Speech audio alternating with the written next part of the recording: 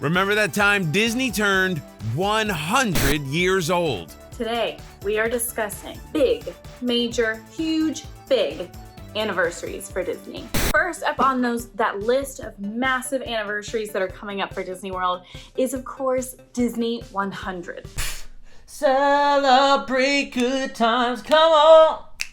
Next year, the Walt Disney Company is turning 100 years old.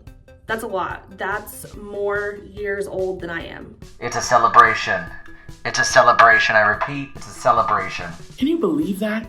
Disney as a company has been around for 100 years, starting in 2023. That's kind of amazing. Has Walt Disney World just got their own they're still continuing their 50th anniversary celebration. The epicenter of the 100th anniversary of Disney around the world is Disneyland. They will be calling it Disney 100 Years of Wonder Celebration. Disney 100 Years of Wonder Celebration for the Walt Disney Company. Wow, for the Walt Disney Company. That's a long name. That is a mouthful. So you have to say that every time that you're talking about it. So they are going to be starting their celebration on January 27th, when we are going to see some platinum decor added throughout the parks. They've actually kind of teased some new ears that if I can afford them, I'd love them, but you never know at Disney World. New outfits for the characters, which I'm also very excited for. I love any good Mickey or Minnie outfit though. They look good in everything, so it's exciting to see what they're gonna look like because you already know it's gonna be good. We're also gonna see the opening of Toontown, which is going to have Mickey and Minnie's Runaway Railway, which we already have over in Hollywood Studios. I'm excited for Platinum. It's shiny and it's expensive. And I think that the Disney Company deserves that. Shiny, expensive things for their birthday. We are going to see a new logo in front of the movie. So that whole we saw a preview of at D23. It's much longer, it's more detailed, and if you look closely, you'll see Easter eggs hidden all in it. You can see Pride Rock. If you look at it and look to the right of the castle, you can see the rock. I think one of the things I am most excited about for Disneyland, Magic Happens, which was a parade that debuted literally right before the pandemic, and then it was taken away from us and has not returned since. But Magic Happens will be coming back later in the spring. It's just spectacular. Like the floats, there's a huge Moana float that's gorgeous. There's a Coco float and Miguel is on it playing the guitar singing. Like it's so good and the song is so good. They're also going to be adding 2 more nighttime spectaculars, just like they did for the 50th. They have one called World of Color, One and Wondrous, and something called Wondrous Journeys. What if at this celebration, Walt Disney were to walk out and we found out the Frozen urban legend head is true? How would I feel if I came to Disneyland on the 27th and saw Walt Disney walking around? Ciao. Just filmed an episode on Scary Disney. We talked about Walt's frozen head. You know what? Do a musical all around Walt's frozen head. Honestly, I would be rendered speechless and I would lose a lot of money because I've never believed in it ever. I would not be mad. I would not be scared. I would join the cult. And I still don't. I think it is urban legend. And I'd lose a lot of bets. Right then and there, I'd say, what does it take? Sign me up. So I really hope it doesn't happen because I cannot financially afford that. Absorb me. Absorb me into your company. Let's celebrate. If I had to describe Disney's 50th anniversary in one sentence, I would describe it as... Well, I'll say it in one word. Iridescent. Iridescently, magically chaotic. The 50th is iridescent. It's fabulous. It's long. Never ending. 18 months to be exact. Yes, not just a year, no, a year and a half. So Disney World's 50th anniversary has been going on since 2021 and it will be wrapping up in March of 2023. Which is not how you celebrate an anniversary year, but you do if you're Disney because you can do whatever you want. So they brought out a bajillion and one snacks. They still are bringing out snacks. Like they just brought out a new 50th anniversary Dole Whip that you can get over at Aloha Isle. Like that really good blondie. It's like an iridescent blondie. Well, the blondie's not iridescent, but there's like iridescent like glitter and sparkles on it, but it's very good. There was so much blue food that came out on opening day. I think it was dangerous. They did bring in Disney's Enchantment and Harmonious over at Epcot. Those were they were received with mixed reviews. Which I know it's all controversial, but we have heard that Enchantment will be going away and that Happily Ever After is going to be returning after the 50th. It brought us Kite Tales. The 50th anniversary brought us Kite Tales, okay? Kite Tales all by itself was a vibe. And I loved Kite Tales. I am team Kite Tales. Kite Tales was when they took a bunch of fun little Disney characters, such as Simba and then Baloo and just different characters, and they made them into kites and they flew them around. Now, you might be wondering, how does a giant kite stop? Well, they purposely would crash them against parts of the seating, where obviously no one was seated. No one's gonna like hit by a rogue kite. But it left sadly, Kite Tales has ended. It's just like a quick little 5-minute thing, but those are some of my favorite things about going to Disney and going to the parks. It's just those little things that they've added in. At first you might think like, oh, that's just like filler. But at the same time, it's just like a little extra dose of magic on your trip. And sometimes those are the things that you remember the most when you come home. In my opinion, the best thing that they did for the 50th were the beacons of magic. So each park has a weenie, which is the icon of the park, right? There's Cinderella Castle at Magic Kingdom, Tree of Life at Animal Kingdom, Spaceship Earth at Epcot, and Tower of Terror at Hollywood Studios. Have their own light display that shows on the structure. They beckon all to come and celebrate.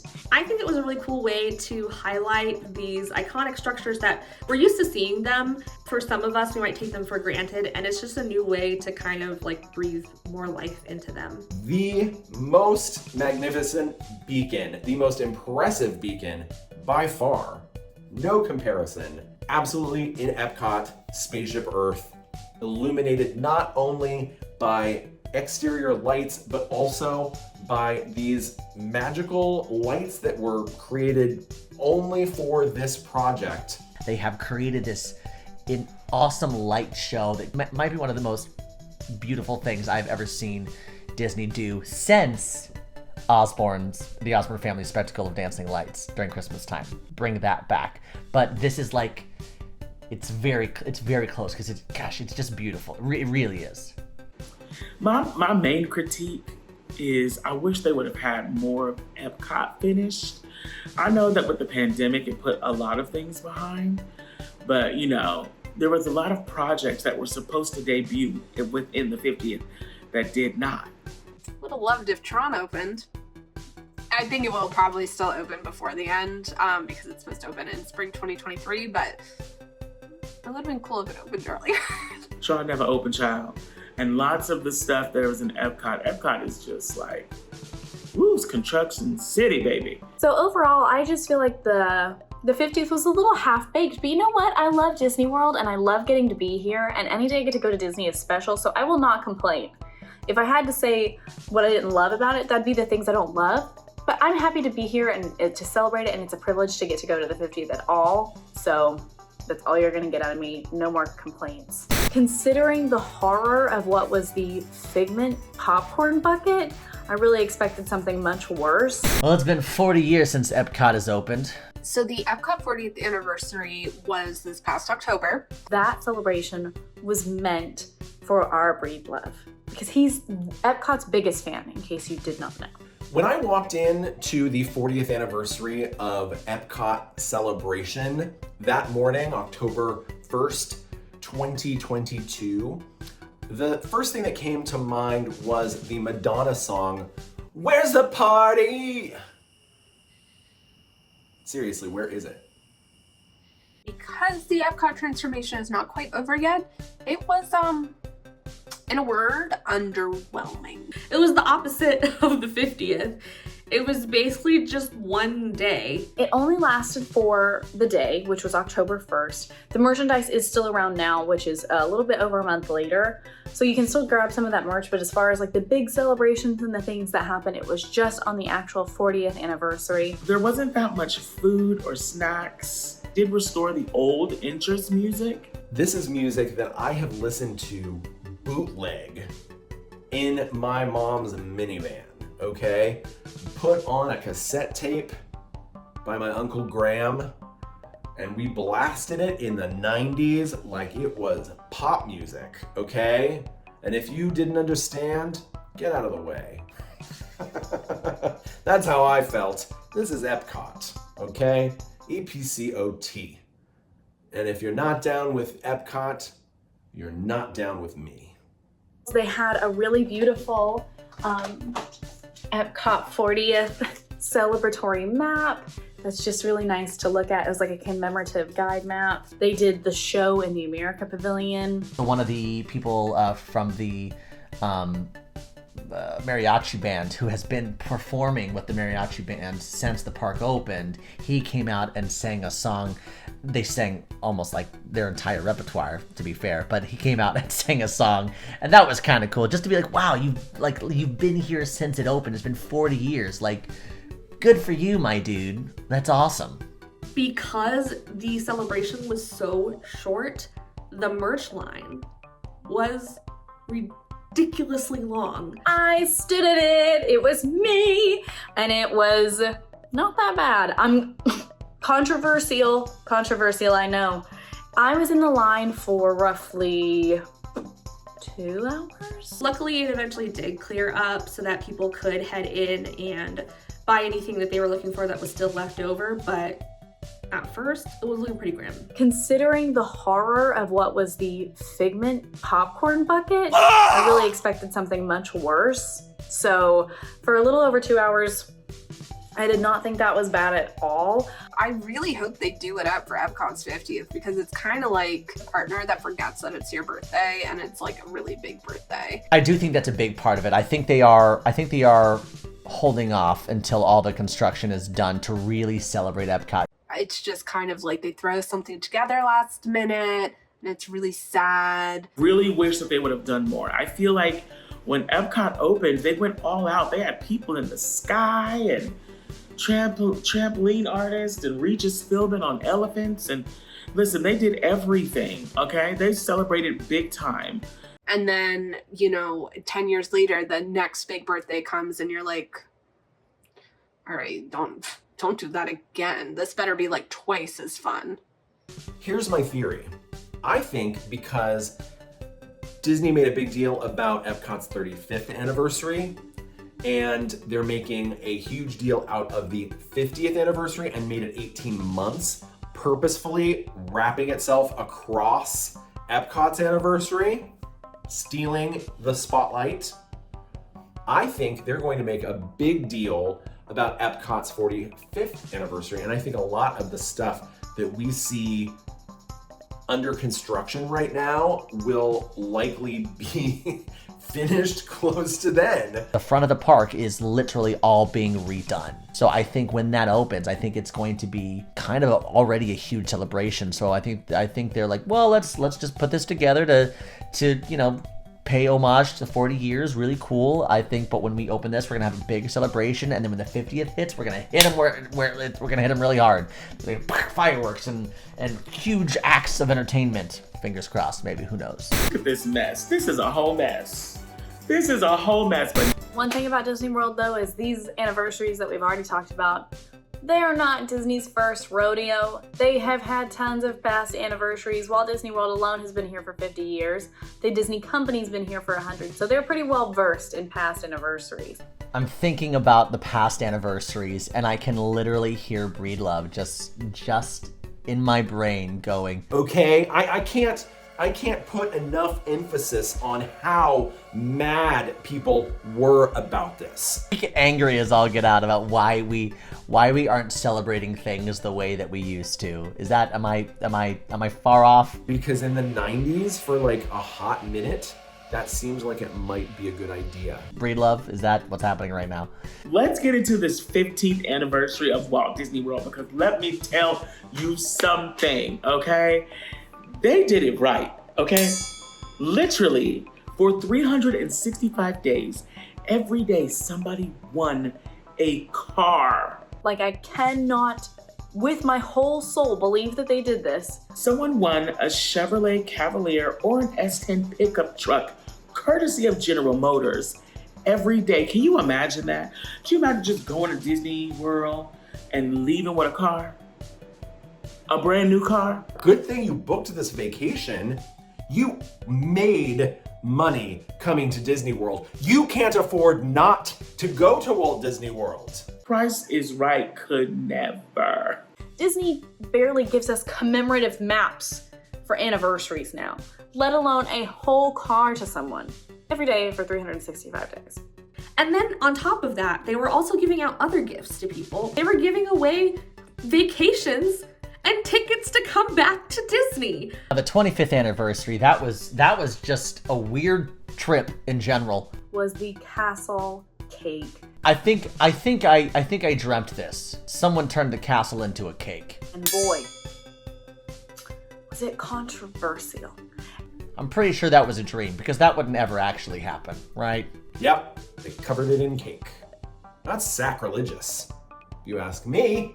It's controversial enough that when I was a cast member, we did discuss it during my traditions session. Traditions is when you basically go to Disney school and they teach you things about the company and your expectations. It happened. It really did. I think that every single anniversary should be celebrated with a giant birthday cake castle.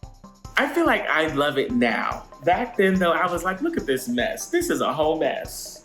This is a whole mess. But now I'm like, she's fabulous. She's everything.